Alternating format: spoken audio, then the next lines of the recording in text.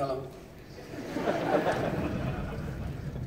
So, I'm really glad to see you all here. It's quite something that you've taken the time to do that.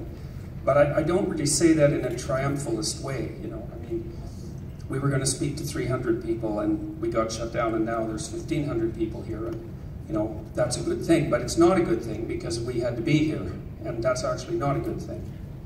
And so it's not a happy occasion, even though it's a good thing that we can do this. It's a sad thing that we have to do this, I would say.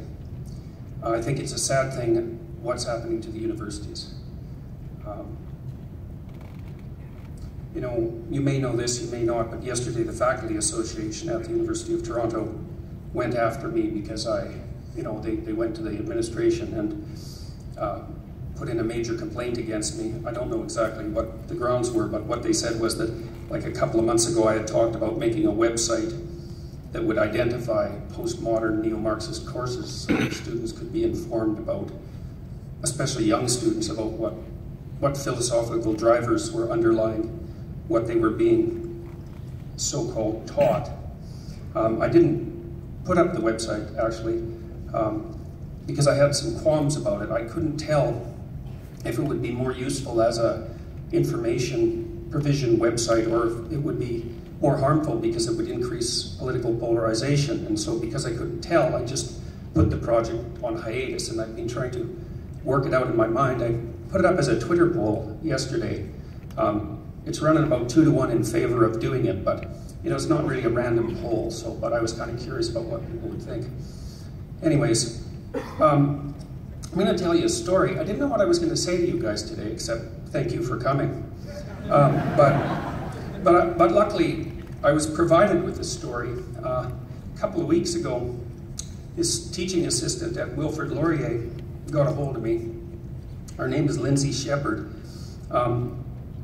She showed a video clip of me. It was taken from TV Ontario's The Agenda, which is some of you know, it's a mainstream, very well done mainstream public news affair program. And last year at about this time, I was on there with Theron Meyer and a lawyer from Ottawa whose name I've forgotten, and Nicholas Matt, who's a professor of, or an adjunct professor of gender studies at the University of Toronto, and he claimed famously that there were no biological differences between men and women, and that was actually the scientific consensus of the last 4 decades. Yeah, well, it's not that funny when that's what people are being taught. And not only, I thought it was pretty ironic that I was in trouble at the University of Toronto for opposing Bill C-16, and he could come out on, you know, public TV and say that the scientific consensus is that there are no biological differences between men and women. I mean, anyways, that's just, we're in the upside down, you know, and so that sort of thing is happening all the time. Anyways, Lindsay Shepherd, who's 22, by the way, graduate student at Wilfrid Laurier in Waterloo, showed her little class a clip from that show. And somebody complained to, we don't know how many people, but at least one person complained. And she was then drawn into a, I don't know what you'd call it exactly, a tribunal, I guess. And they disciplined her for showing this video, and they told her that she merely by, I'm reading this from Christy Blatchford's excellent column today in the National Post, yesterday in the National Post. She was informed that merely by showing the clip taken from this televised program I mentioned, that she was legitimizing Peterson's views about genderless pronouns. She's also now been told that she has to submit her lesson plans to her supervisor in advance, that he may sit in on her next few classes, and that she must not show any more controversial videos of this kind.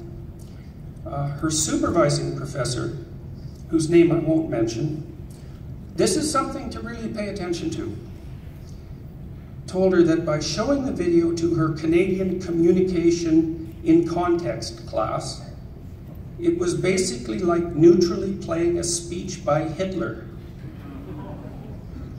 I don't know what to say about that, really. You know, although I don't find it amusing, and I don't take any pleasure in its satiric irony, you know, because it'd be easy to mock it, you know, but it's too serious to mock. It's not amusing. It's not the least bit amusing.